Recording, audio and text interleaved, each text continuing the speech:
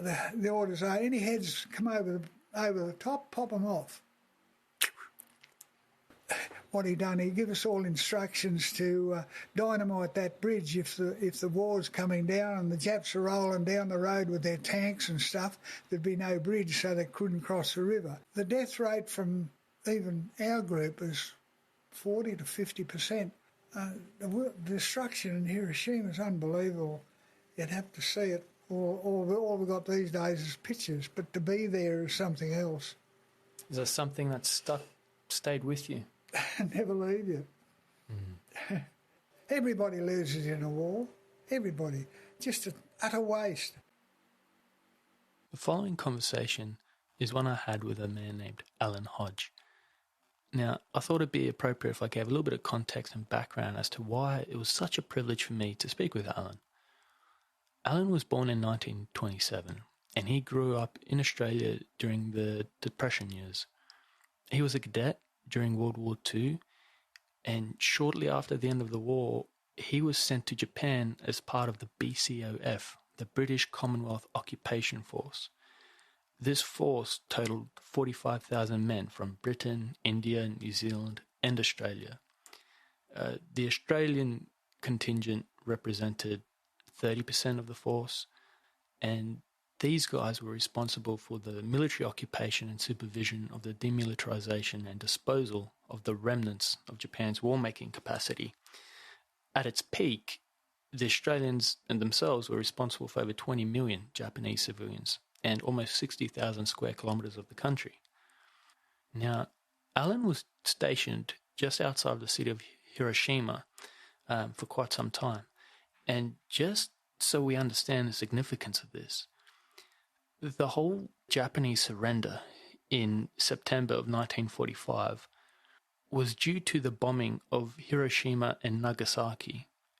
Now, this consisted of two bombs, two atomic bombs, one for Hiroshima and one for Nagasaki. And these atomic bombs caused devastation unlike anything seen before. The act of surrender was only 20 days afterwards, and Alan, along with other members that served, saw the destruction with their own eyes. Whole cities flattened. And so when the opportunity came for me to speak with Alan, and he was willing to talk to me, what a privilege. These opportunities don't come every day, and what an honour it was for me to speak with a man that was a part of such a pivotal point in history. What a privilege. Anyway, here's a conversation with Alan, and for those that are a fan of history, and for those who maybe don't know so much, to both alike, I hope you appreciate this conversation as much as I did. Alan, do you mind just making some noise? I can see if your microphone is working. Make some noise? What sort of noise? That sort of noise, that's perfect.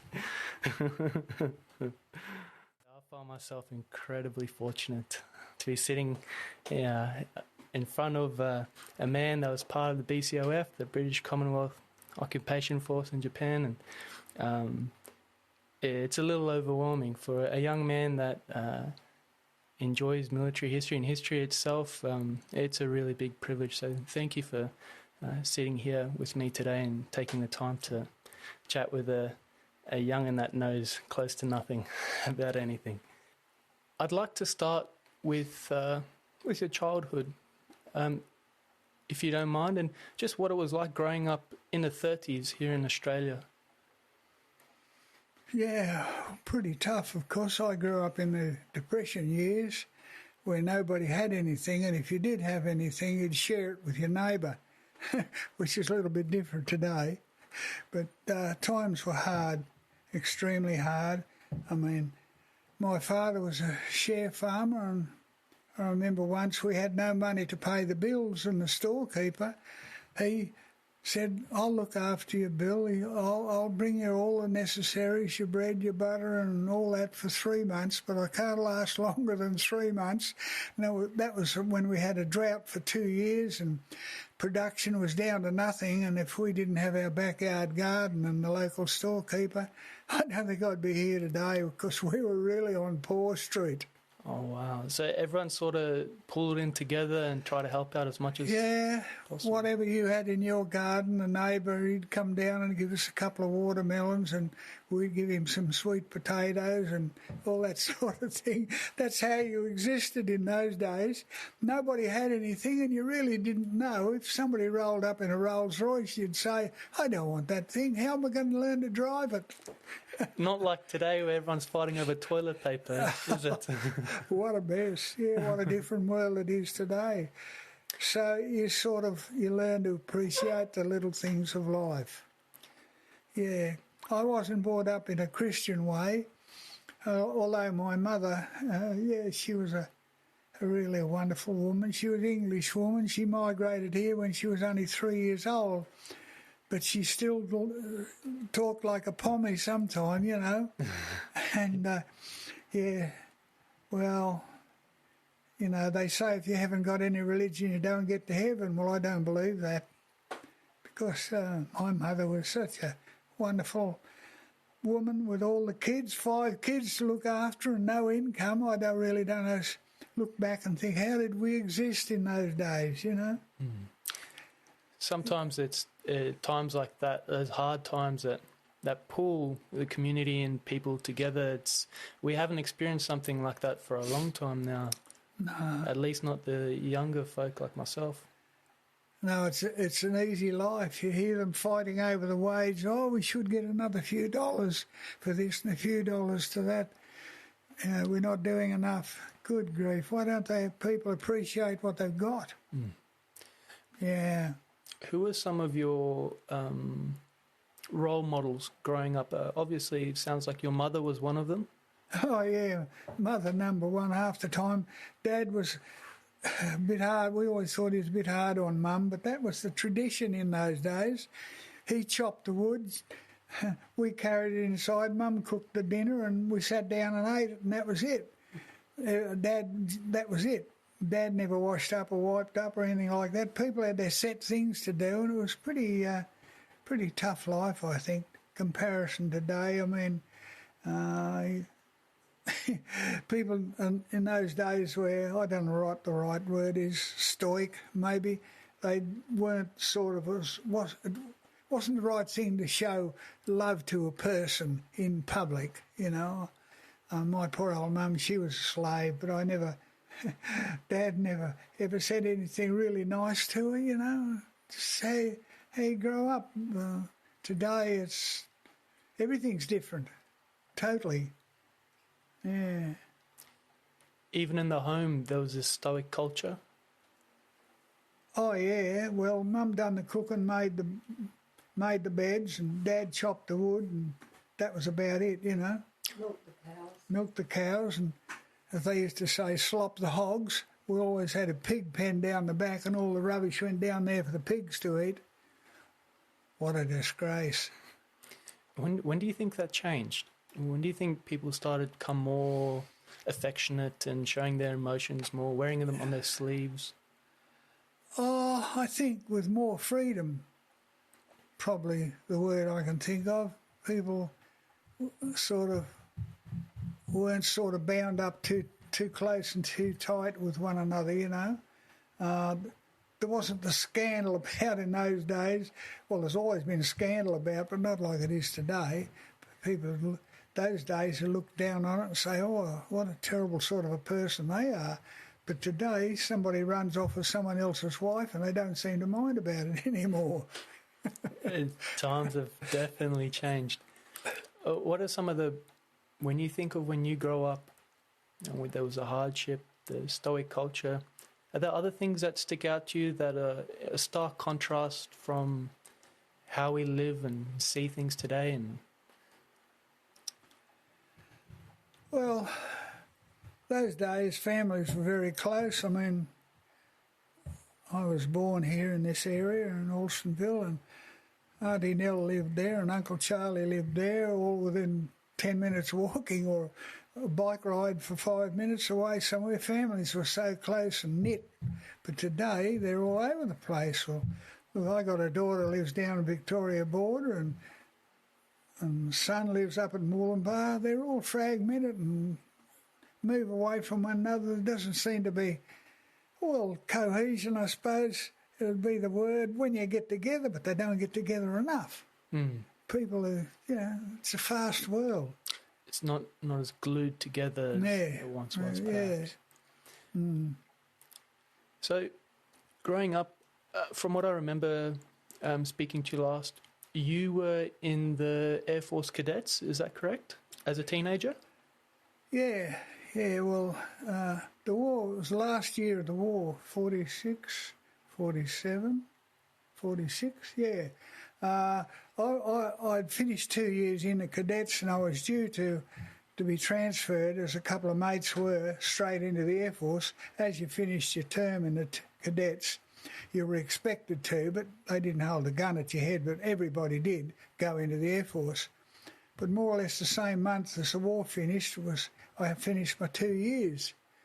So I didn't do much then. I just sort of went back and helped on the farm. We were living out the Channon, and then we went to live on a banana plantation at Mullumbimby, and I didn't do anything for about a year. And then I got a letter from Airboard Airboard headquarters in Melbourne seeing that I was a cadet, we're short of people to join the Air Force. And I thought, well, good chance to get away and see the world, get away from all the hard slog in the banana plantation. So Dad didn't mind. So those days, if you're under 21, your parents had to sign the document, which he did. And then I done my basic training at Wagga, and then I was posted to various places around Sydney, and 86 Transport Wing, that was a bit of a holiday. Used to get lots of flights in the old planes. Just the boss would say, we're not busy if you want to go for a flight. And, oh, wow, this will do me. So, fly to Brisbane on leave and all that was a new world for me. And then I had the opportunity to go to Japan and sign up there. I went to Japan for a year and a half in the Air Force.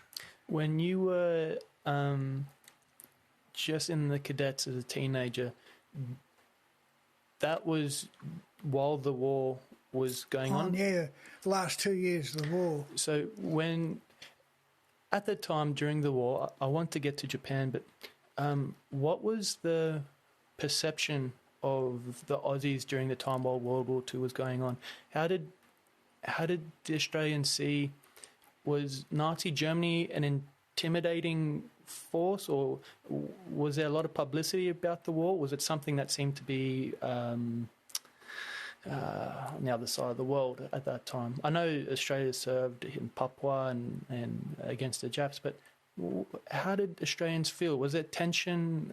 What was it like while the Second World War was? Well, there was a very great shortage of manpower because that was the age group that they wanted. As soon as you was 18, you was expected to go and fight for your country. Mainly, we seemed to be concerned with the Pacific War, although a lot of our blokes early in the piece were over to Europe and in that area, but not many. We came into the war with Japan and up through the islands and that sort of thing, and it was that was the most predominant part of the situation. It was the Pacific War.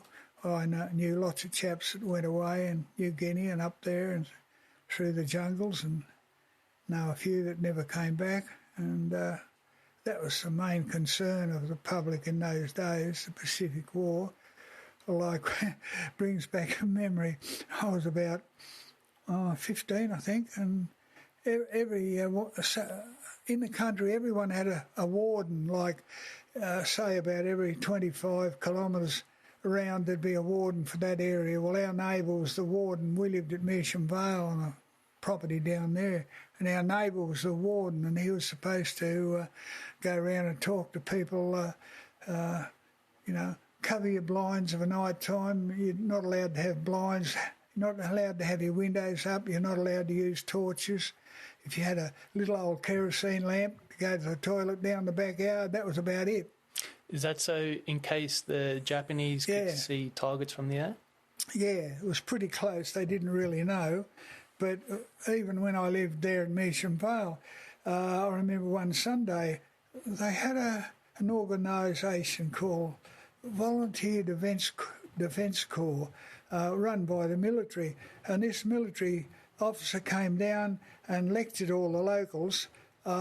Between our house and the school there was a bridge across a major creek at the bottom of the hill. And what he done, he gave us all instructions to dynamite that bridge if the war's coming down and the Japs are rolling down the road with their tanks and stuff. There'd be no bridge, so they couldn't cross the river. So we had all that sort of training where the local farmers, they weren't issued with the dynamite sticks, but they were told how to use them. And if it came to that, that was what the local people had to do, slow the progress of the Japanese coming down the coast. We thought it was a bit of a joke, but it wasn't really, because people don't know. I mean, one of the things comes to my mind, off the western coast, there was reports during certain times of Japanese submarines off Western Australia, and people said, nah, that's crazy. They couldn't do that. That's too far from their homeland. They wouldn't have enough petrol for diesel for their engines and stuff. But little they knew, it's only come out in the last couple of years, where early in the piece they sent Japanese ships down off the West Australian coast, and nobody cared about them. Oh, that's only an old Jap tourist boat, blah, blah. But they went into the beaches and they dug tunnels and they stored ammunition and fuel and bulldozed the sand back over it again, so you didn't know it was there. The Japs knew, but because the Western Australian coast, in those days, you drive 1,000 kilometres, you wouldn't even see a blackfella. So it was wide open for the Japanese to mine all those places and bring their supplies and bury them. Oh, I never knew. I never, wow. No, the public weren't told. That's only come out in a few recent years ago. So there were a few then that thought the Japs will never get here. It's just mandatory drills, sort of. Yeah. But it's good to hear that the government and got the citizens ready. Yeah. I know that there was talk of leaving Queensland and retreating into New South Wales at one point, if it got to that point. So what was the training like when you were a cadet? You were a teenager, all the young men would have to do some training, is that correct? Yeah, rifle training mainly. All right. We even had to... we done dummy training with bayonets. You had to fix your bayonet and do a damage, you know. A bit gruesome, that part, but I'm glad I never had to do it. But I don't think I'd have the courage to do it anyway. But you're trained to do it, you know, self-defence and that sort of stuff. What rifles were you using at the time? Standard 303. Lee Enfield? No, I don't think they were invented in those days. These 303s, they had a kick like a mule. You know, we used to do rifle training at the Tuncester Range in Lismore. The old range is still there. If you go out of Lismore a couple of miles up on the left, you can still see it's up in there. I know, I could go straight to it. Everyone had to use a rifle, train how to use it, how to load it, how to look after it. Even when I was in Pan over there on duty, we used to sleep and the rifles were always at the end of the bed. But we didn't have the ammunition because the ammunition would be tied up somewhere because some of the boys would get on the Saki and start shooting themselves. So that was a major precaution. Yeah. Out of shooting themselves out of just drunken stupor or out of more or less. Emotional instability? A bit of each. It's a bit of a rich mixture. My father and I, we have an old 303 dated to 1904. An old lady out west gave to us when her husband died.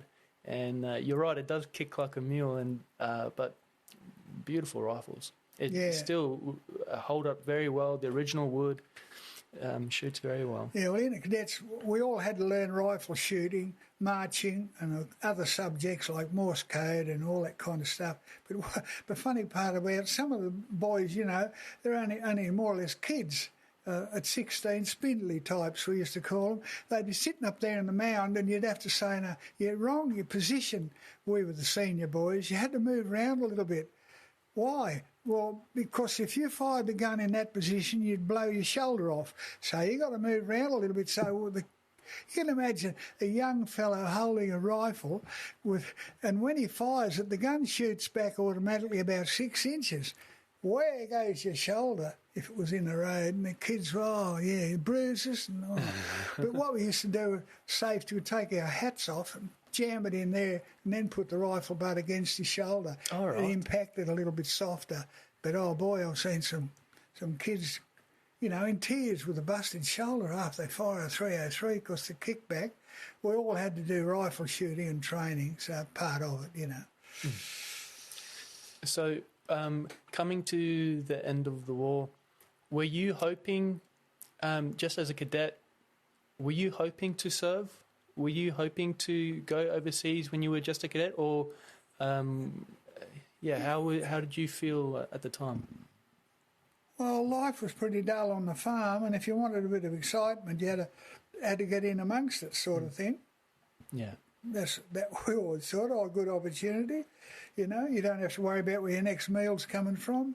They issue with all this gear, your rifles, your bayonets and everything, because it had to be maintained because every day was rifle inspection. Your rifle's on a rack and the orderly officer would come down and make sure that your bed's made and look down the bore of your rifle. Oh, there's a bit of grit there. We'll have to send this boy, we'll put his name. What's this soldier's name? So forth, and you'd be up for trouble there, wouldn't you? Yeah, okay. A little bit of stuff in the bore of the rifle. You had to, everything had to be spick and span. Discipline was pretty tight. Do you now the atomic bombs were dropped? First one, Hiroshima, was in August of 45, and 20 days later was Nagasaki. Do you remember hearing about it on the radio, perhaps, when it happened? Not much. We only had an old radio and when I lived in the bush, and we didn't hear much about it. We just, what people said, and a little bit of news here and there, but there was no daily newspapers. Where we lived up in the sticks at Mullumbimby, nothing up there. You didn't get much information about anything, but they said a bomb was dropped. Well, we thought a bomb's a bomb, but we didn't really know the distancing or anything about it. So when you were called to be part of the British Commonwealth Occupation Force to go to Japan, you weren't anticipating seeing the fallout of an atomic bomb? No, the first time I walked into Hiroshima, our base was Iwakuni. It's about 3/4 of an hour drive south of the epicentre of the bomb. There was no visible damage that far away, except a bit of fallout stuff here and there. But when you get into Hiroshima and see that, it's just mind-boggling. You look for miles and miles, There's nothing standing. Whatever was standing, I think the only building, to my knowledge, is the Diet building. Well, the Diet is a Japanese word for what we'd call Parliament House. Okay. They call it the Diet, and still standing, probably the strongest building they ever built in Japan.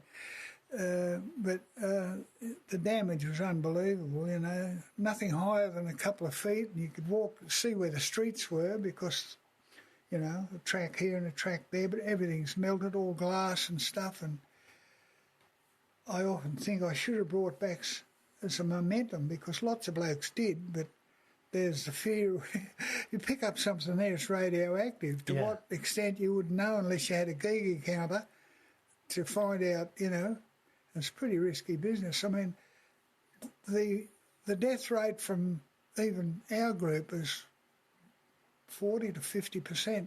The fellas that were up there many years ago died. Some died within 2 or 3 years, and I belonged to an organisation for about 40 years, and every time you get the mail, this one's passed away and we've lost so many here and that.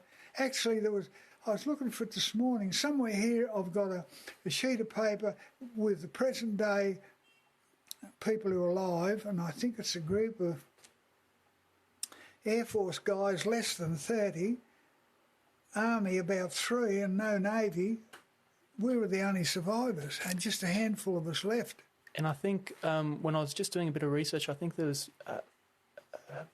18,000 from the Air Force alone? Something like that, Something maximum like that. capacity, Yeah. So out of that, only, a dozen, 15 blokes from the Air Force left? Yeah, well, see, they were all older blokes than me because Yeah. I was only 19, I think, when I went up there. But a lot of them were affected by the radioactive material and the fallout right. zone. And Yeah. were you informed about this, or did they speak about Not really, no. Okay. I think the POMs were in charge of all the atomic arrangements and so forth, and the POMs didn't want to tell you anything, and the Yanks didn't want you to know anything. Nobody, don't mention that word, no. It was sort of hush-hush. But, no, we were never told anything about that sort of thing. Do you remember the thoughts or the feelings that when you first saw the actual devastation, that just the magnitude of the bomb and what it resulted? Do you remember what you thought or what impression that had on you when you saw the destruction? Yeah, the first time I went to Hiroshima was there just 1 or 2 buildings here and there left, but completely gutted, of course, and no roofs. Some of them were leaning at an angle like that, but you could walk for miles there and everything is just melted. You wouldn't find anything bigger than... every now and then there'd be a brick fireplace and you'd find the bricks all melted and in a heap there. It's just dust and stuff. They never ever told us much, only, well, yeah, they didn't want us to know and didn't want us to scare, but I mean, the decay rate on some of that atomic stuff is hundreds of years. Somewhere I had a list here, and I'm often looking for it and I can't find it, whether I threw it out, of all the elements that go up to make an atomic bomb, and there's a great string of them that high, and all the decay rates on those certain things. It's amazing. Some of them go to 1,000 years before they're safe. So a lot of guys... In an atomic blast, there's all the elements. Some of them are gone in a split second, some of them 2 minutes, some half an hour, some days, some a month, some 6 months, 5 years, 20 years, and never. So no one wants to talk about the atomic bombs on Japan because it's just a hot potato and they don't want to scare people. Simple as that. A lot similar to Agent Orange in the Vietnam War, where a lot of blokes just didn't... So I've jumped ahead a little bit. Talk to me about when you flew over, when you got ready to go to Japan, your trip to Japan, and what that was like. I assume that was probably your first time going overseas at that point? Yeah, it's the first time we went overseas. Yeah. We left Mascot at 9 o'clock at night in a Lancaster bomber, which we had 3 of them. We used for mail plane because they were reliable, and they carried something about 20 troops, full of mail and equipment and so forth. A very versatile aircraft, operated by the RWF. And there was no bed. She just slept back into a harness and tried to sleep.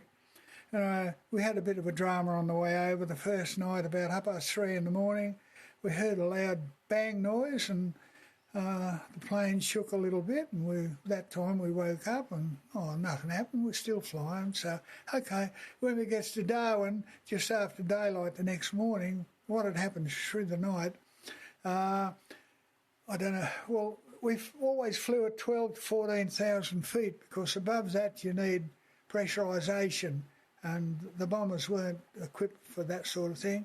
What had happened... Hard to believe this, but the plane hit a migrating eagle and smashed the pilot's windscreen. So that was all right. We stood there for a day until they, wasn't a night. Yeah, one night we stayed there. And the next day we're flying along nicely, and of course in those days it was Darwin, Manila, Japan. And these days you get in the plane, have a bit of a snooze and a drink of coffee and you're up there. But those days were 3 days, right? So we get to coming into Manila. Oh, that's right, I heard a bit of a noise and a bang and I smelt some smoke. One engine stopped. Oh, this is nice. So anyway, we had 3 more to bring us into a bit of excitement. So, yeah, and then we stayed in Manila for 2 days till they brought a replacement motor back from somewhere, probably from Japan. I really don't know. I never found out where they brought that motor from. So it took 3 days to get to Japan. But the thing I remember mostly was the most beautiful clouds I'd never seen before in the tropics. And you think, well, that's a wonderful creation, that is. Nobody could... It's unbelievable, the cloud formations and so forth. And, of course, it was one of the mountains there, the volcano was... we didn't fly too close to that, of course. When we landed in Japan, we were only in our summer uniforms. And I saw these fellows coming up to the window, looking in the plane, and they got caps on and woolen jackets and all huddled up. It was the middle of winter, wasn't it? And the place was covered in snow. We didn't have any winter gear. So the next couple of days, I think we had 4 blankets on at night to survive. And then they issued us with all these woolies and all this overseas gear, nice overcoats and stuff, which we didn't have before. So it was a bit of a thrill for a young airman. Yeah. So what was your role in Japan and as part of the Air Force? Well, because I didn't have the education, never had a chance to, living in the bush, I had 2 cousins and they went to high school because they lived near a high school. I couldn't because I lived in the bush, and my family was that poor they couldn't pay the bus fare to take me to Lismore High School to get a better education. So I went, the only education I had was ground crew. I went in as storeman and equipment. All purchase of equipment from all directions and handling of gear and exchange of products, anything to do with gear and equipment, that was my job. Okay, so you would designate suppliers to go here and there and this. Yeah. All right. You mentioned to me that you at one point had special duties, I think you referred. Yeah, fortunately, well, I don't know how they done their selection, but anyway, I had 6 weeks on special duties in Tokyo. Part of it, I've done duty on the Emperor's Palace. There's 13 guard posts around the Emperor's Palace. Mainly they were 24-hour guards to make sure that, well, the Emperor was our prisoner. He was locked up in the big house on the hill, as we used to call it. But he had his own entrance, which was number 1. Well, I done duty on number 3, was my post there. Over a period of 6 weeks, we had Canadian legation, British legation, Australia House, and 2 others which I can't think of, but we had to do 24-hour guard on because there was a lot of insurrection at that time.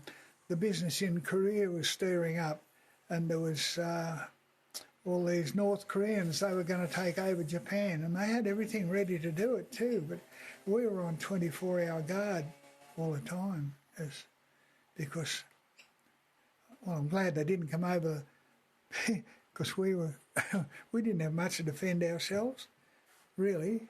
The 5th Cavalry over there, and that's the Yanks, but we never mixed up with the Yanks. Keep away from the Yanks because they only mean trouble anyway. Why is that? Are they just a rowdy group? Oh, soldiers get together and they fight one another. Yeah, okay. The Yanks... I really don't like them, never did much. They're too self-opinionated, to my knowledge. They think they own the world, Like I went to a dancing party in Tokyo one night. I was on leave and we thought, we'll go to this dance, And I had a couple of dances with this girl and then they'd come over and sort of pushed me aside and said, I won't repeat what he said or what I said, but I just moved aside and give him back his girlfriend. Oh, right. Some things you try to forget. But, yeah. No, the Yanks and Aussies didn't get on together because, there's ladies present. I might be able to... always a few fights. So what was the palace like? Was it an impressive building? Yeah, well, of course, even though we guarded, we weren't allowed to go any closer to the garden, to the palace. Oh, it's a beautiful building, yeah. I guess it's still full maintained, and we've got a new emperor now, I think. But when I was there, the emperor was a little boy, the one that's just been displaced. I just can't think of his name. And the old emperor died, and this fellow, he was the emperor for many years. But no, mainly the Japanese really didn't want the war. It's only the warlords and the cruel system that they worked under, fanatical. The Chinese these days are the same. But the Japanese were gentlemen soldiers compared to the Chinese. I won't go into it, but I had a friend who fought with the Chinese in Vietnam, and some of the things he told me I just wouldn't like to repeat. But no, the Chinese, I just can't wear them. No, they're all I hope is that as events come, that the hand of the Lord will come out and stop something what's going on up there. You know. So what was it like going to a country that Australia had been at war with? That your friends you said had fought with the Japanese, and some didn't return up to the islands there, and now you're there in their country. What was that? Was there animosity, or was there some you saw the destruction and felt sorry, or how did you go through? Well, let's put it this way: all the people of military age were dead anyway. Most of them. The place was full of old ladies, old men, and children. You don't see many blokes around at all. And I used to think, where's all these guys? And suddenly realised they were so depleted. You know, they ended up fighting on the streets in the early part of it, and it's just there wasn't many men around. We had a few working on the unit. Truck goes into town every morning, 2 trucks actually, and done a run around the bus stops and picked up, bring loads of people in, and they do all the slushy work around the place, cleaning and kitchen and scrubbing and peeling spuds in the mess and all that sort of stuff. Because we didn't have the crew. I don't think how they'd been able to carry on without the Japanese labour. And of course they had nothing, and to get a meal and a few dollars in their pocket was like winning the Opera House lottery to them. So, you know, because they were selected people to do the jobs, and they done it very well, all the slushy work, yeah. Heavy loads to be lifted, just clap, clap. A few Japanese would come and give you a hand with everything. So we treated them with respect, and I think that's what they soon learned, you know. So the occupation force, was their role to sort of clean up and make sure there's order and there's no further uprising or Yeah, one of the major jobs first up was the disposal of ammunition and stuff. Okay, yeah.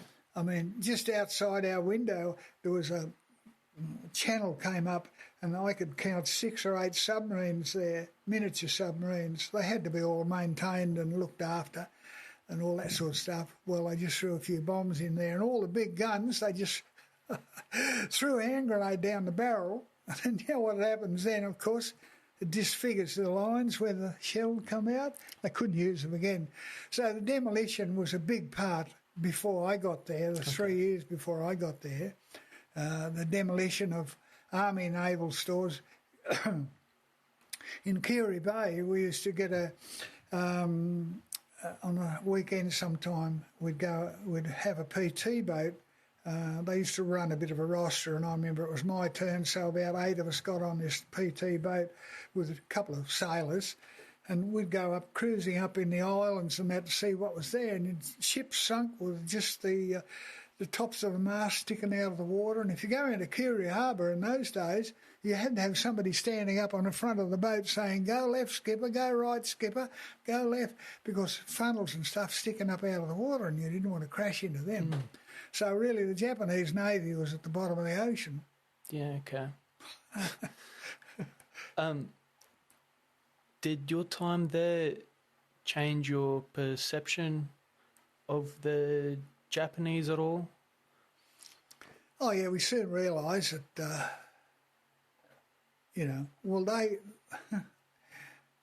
when we first went there, the kids would run away from you. And I remember we hired a boat one Sunday and we went out to one of the islands and we had our... Previous to that, we called into the mess and said, right, we want so many bottles of beer and so many sandwiches and so much this and that, load the ship up with this stuff and we'd go for a tour around the inland sea.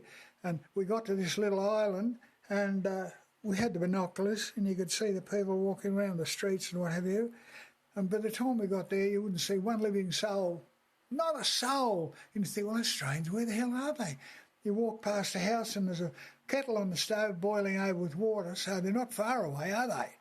And so that was all right. Walk back the ships, and then next thing you see the little children coming out, and of course some of us could say a couple of words in Japanese, and even some of the kids could say a couple of words, like presento. When they want you to give them something, they put their hand out and say presento, chocolatto, chewing gum, and all this sort of stuff.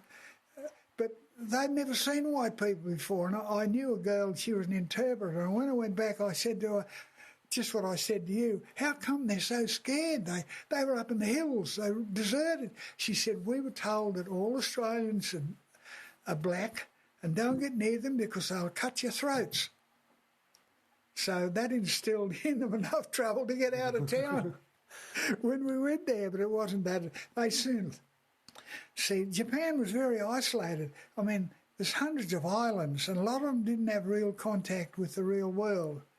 They were backward. They weren't up to date with modern things, and they didn't have any there were restrictions on radios. They weren't allowed to do this and weren't allowed to do that, like Nazi Germany, and they weren't educated, and they thought we were out there to shoot them all, We didn't even have our rifles with us. All we had was a box of apples and some lollies to give to the kids. So as soon as you start giving the kids, they come out, kids, I haven't got enough lollies for them, Did they soon realise that we were friendly? Yes. Not enemies. Yeah, it's only the warmongers, the same old story in history over again. It's the warmongers that caused the trouble, Did you have relatives that served in the war? I had an uncle who served in Uncle Horace, he was in the Navy. Singapore. Oh, my granddad, way back in the turn of the century, he served in the Navy, and of course his son, Uncle Horace, he served in the Navy too. He was on the HMAS Australia when it sunk that German ship, the Emden. Okay. Yeah. So there's always been some military people somewhere down the line.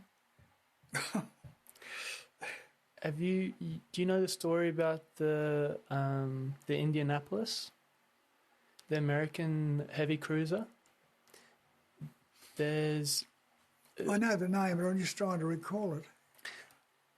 It was one of the ships that had components for the first atomic bomb for Hiroshima, and it had to go drop it off in the Pacific somewhere for the bomb to be assembled.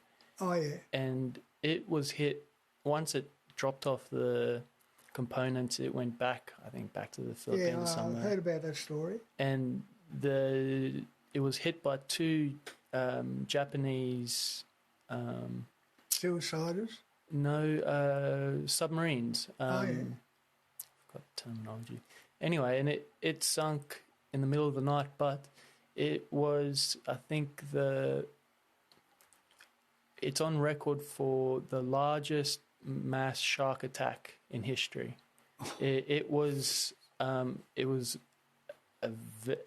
probably the worst place to be at any time in history. I think hundreds of sailors died in the first 15 minutes. Ships sunk.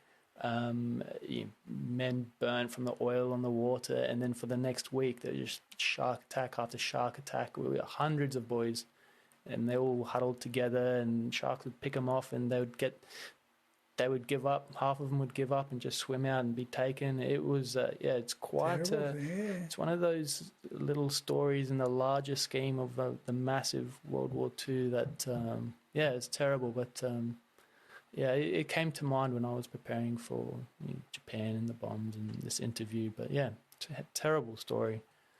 I think there's still a few survivors today. One or two, not many. Sure. Yeah.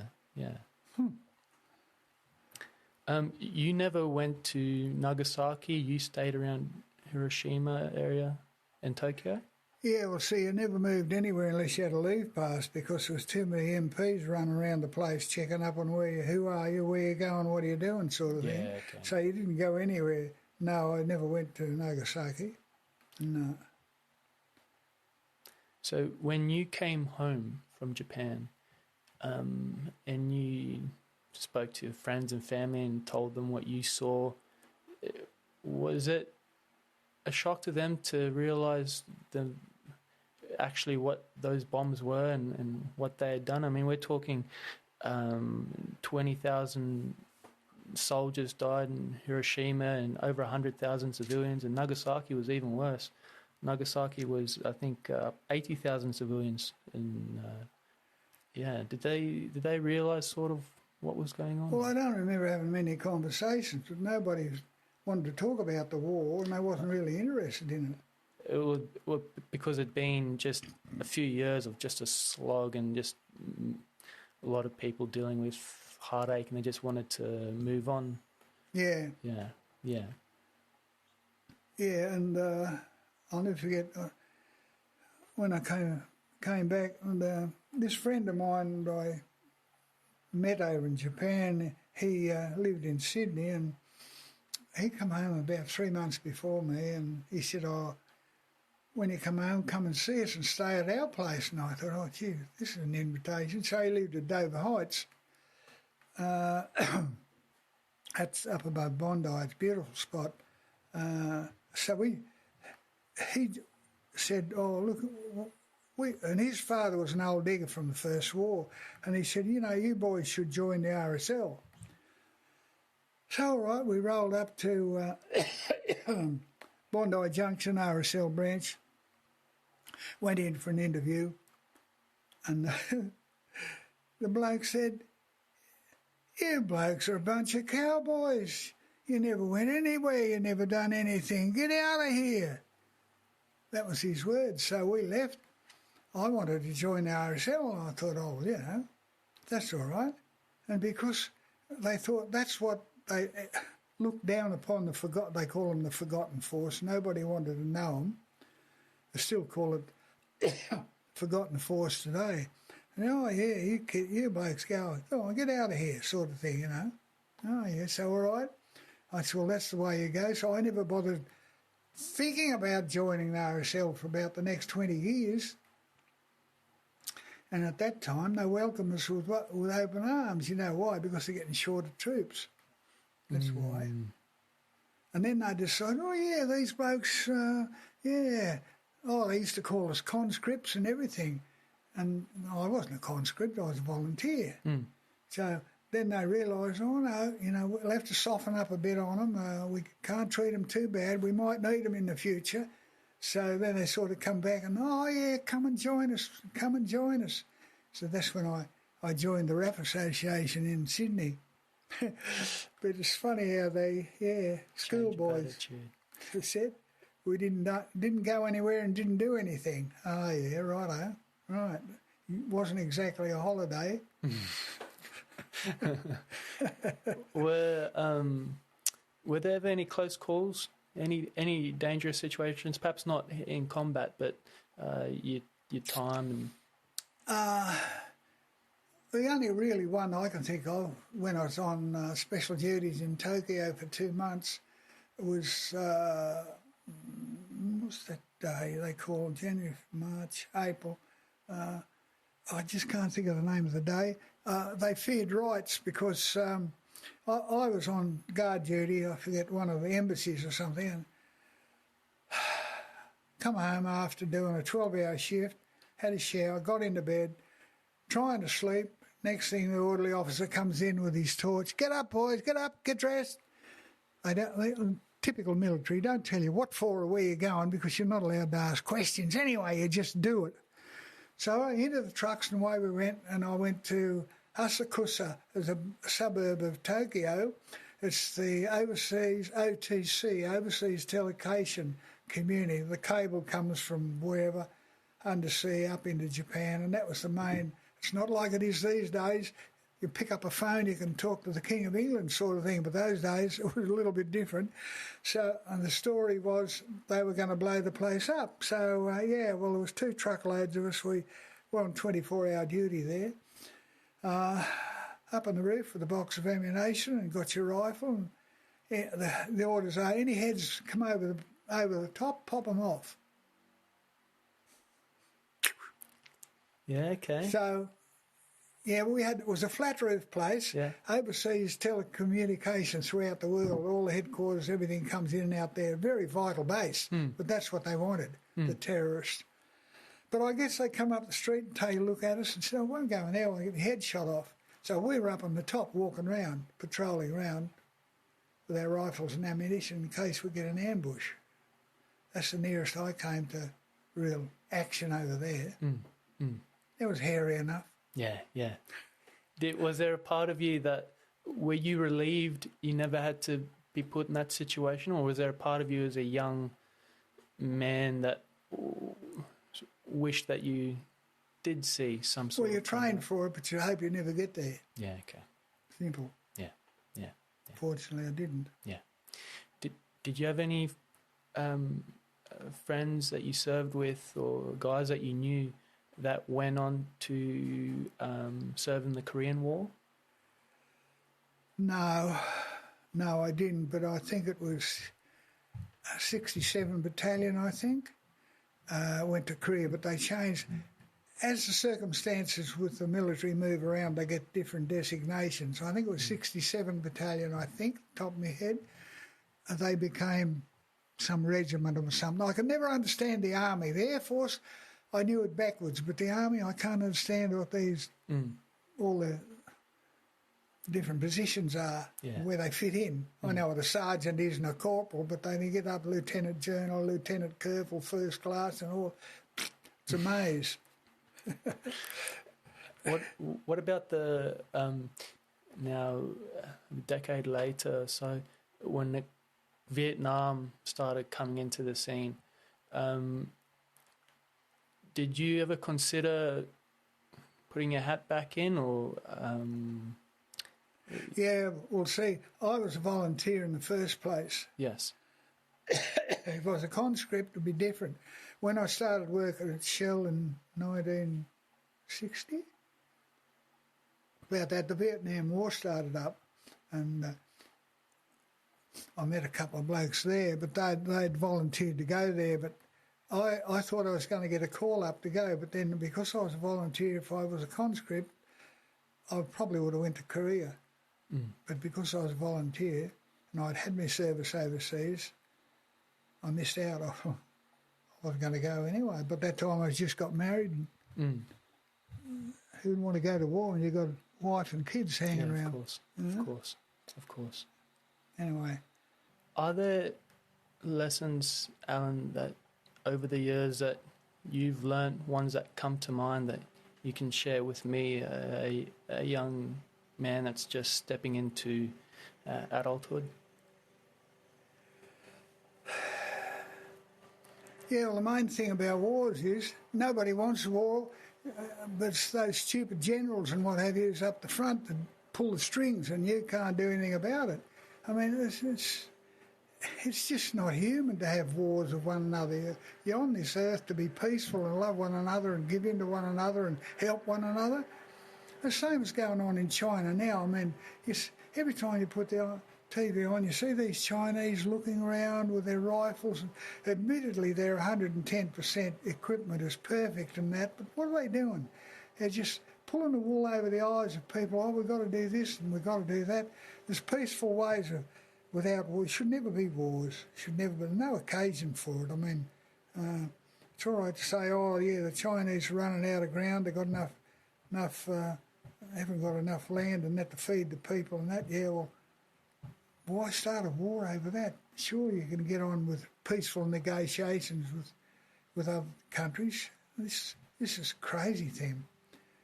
I mean, there's been wars and rumours of wars ever since Adam was in Jerusalem, as they say. But it's just part of human nature. They seem to be always pushing one another around. It's not necessary. It's only the higher up, the generals and general people up there, the idiots with no brains that want wars. Anyone with half a brain, what do you want to cut your neighbour's throat for? You know.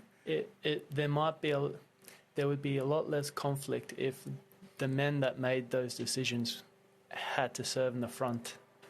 If those politicians had to serve in the front, I'm sure there'd be a lot less conflict. They're back in their bunkers giving orders. Yeah, that's right. Everybody loses in a war. Everybody. Just an utter waste. You know, it reminds me of Kuri Harbour when we first went in there. All the ships sunken. All you can see is the mast sticking out of the water. Ships lying on their sides, some upside down. The destruction in Hiroshima is unbelievable. You'd have to see it. All we've got these days is pictures, but to be there is something else. Is there something that stayed with you? Never leave you. Particularly the smell of the honey carts. The honey carts. That's another story. Yeah. Growing up in a time a lot different than now, different hardships and technology that's completely different, not like today. And do you have any advice for the generation that I'm in? Well, what are we missing? I think you'd really be lost without the Christian beliefs. People say, oh, the Bible's been around for thousands of years. Yeah, so's Satan. You know, he's been around from day one too. Just try and learn the truth, keep with the truth, and when you have a problem, just don't make hasty decisions. Work it out, and if you can't work it out, try your local pastor. He might be able to help you, or somebody who's been through it and had that experience, because, yeah, it's funny times that we live in. Yeah.